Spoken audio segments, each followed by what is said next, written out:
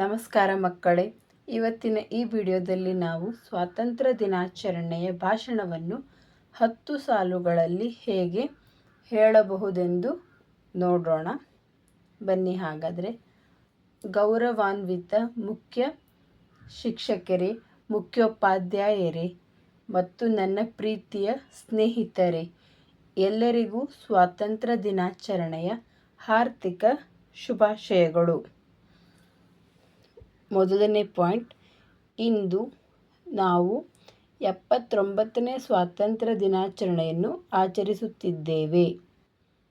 ಮೊದಲನೇ ಪಾಯಿಂಟ್, ಇಂದು ನಾವು 79ನೇ ಸ್ವಾತಂತ್ರ್ಯ ದಿನಾಚರಣೆಯನ್ನು ಆಚರಿಸುತ್ತಿದ್ದೇವೆ.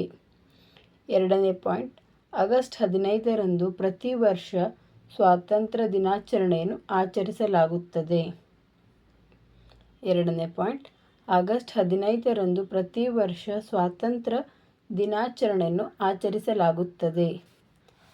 ಮೂರನೇ ಪಾಯಿಂಟ್, ಆಗಸ್ಟ್ 15, 1947ರಂದು ಭಾರತಕ್ಕೆ ಸ್ವಾತಂತ್ರ್ಯ ದೊರೆಯಿತು. ಮೂರನೇ ಪಾಯಿಂಟ್, ಆಗಸ್ಟ್ 15, 1947ರಂದು ಭಾರತಕ್ಕೆ ಸ್ವಾತಂತ್ರ್ಯ ದೊರೆಯಿತು. ನಾಲ್ಕನೇ ಪಾಯಿಂಟ್, ನಾವು ಸ್ವಾತಂತ್ರ್ಯ ಹೋರಾಟಗಾರರ ತ್ಯಾಗವನ್ನು ಸ್ಮರಿಸುತ್ತೇವೆ. ನಾಲ್ಕನೇ ಪಾಯಿಂಟ್, ನಾವು ಸ್ವಾತಂತ್ರ್ಯ ಹೋರಾಟಗಾರರ ತ್ಯಾಗವನ್ನು ಸ್ಮರಿಸುತ್ತೇವೆ. ಐದನೇ ಪಾಯಿಂಟ್, ಮಹಾತ್ಮ ಗಾಂಧೀಜಿ, ಸುಭಾಷ್ ಚಂದ್ರ ಬೋಸ್, ಭಗತ್ ಸಿಂಗ್ ಹಾಗೂ ರಾಣಿ ಲಕ್ಷ್ಮೀಬಾಯಿ ಅವರ ತ್ಯಾಗವನ್ನು ನಾವು ಸ್ಮರಿಸೋಣ. ಐದನೇ ಪಾಯಿಂಟ್, ಮಹಾತ್ಮ ಗಾಂಧೀಜಿ, ಸುಭಾಷ್ ಚಂದ್ರ ಬೋಸ್, ಭಗತ್ ಸಿಂಗ್ ಹಾಗೂ ರಾಣಿ ಲಕ್ಷ್ಮೀಬಾಯಿ ಅವರ ತ್ಯಾಗವನ್ನು ನಾವು ಸ್ಮರಿಸೋಣ. ಆರನೇ ಪಾಯಿಂಟ್, ನಮ್ಮ ರಾಷ್ಟ್ರಧ್ವಜವು ನಮ್ಮ ಹೆಮ್ಮೆ ಮತ್ತು ಗೌರವದ ಸಂಕೇತವಾಗಿದೆ. ಆರನೇ ಪಾಯಿಂಟ್, ನಮ್ಮ ರಾಷ್ಟ್ರಧ್ವಜವು ನಮ್ಮ ಹೆಮ್ಮೆ ಮತ್ತು ಗೌರವದ ಸಂಕೇತವಾಗಿದೆ. ಏಳನೇ ಪಾಯಿಂಟ್, ನಾವು ದೇಶವನ್ನು ಪ್ರೀತಿಸಬೇಕು ಮತ್ತು ಗೌರವಿಸಬೇಕು.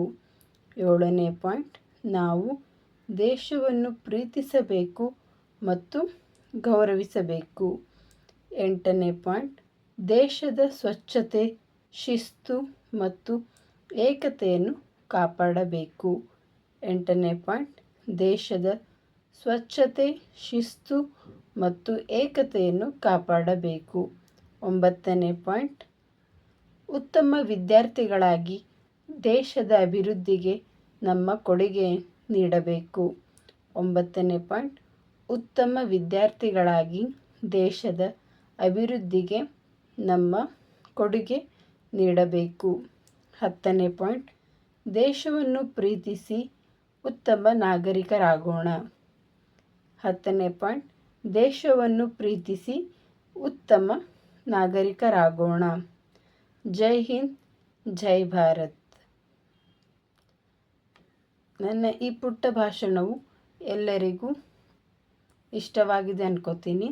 ಮಕ್ಕಳೇ, ನಿಮ್ಗೆ ಈ ವಿಡಿಯೋ ಇಷ್ಟ ಆಗಿತ್ತಂದ್ರೆ ಲೈಕ್ ಮಾಡಿರಿ, ಶೇರ್ ಮಾಡಿರಿ ಮತ್ತು ಸಬ್ಸ್ಕ್ರೈಬ್ ಮಾಡಿರಿ. ಧನ್ಯವಾದಗಳು.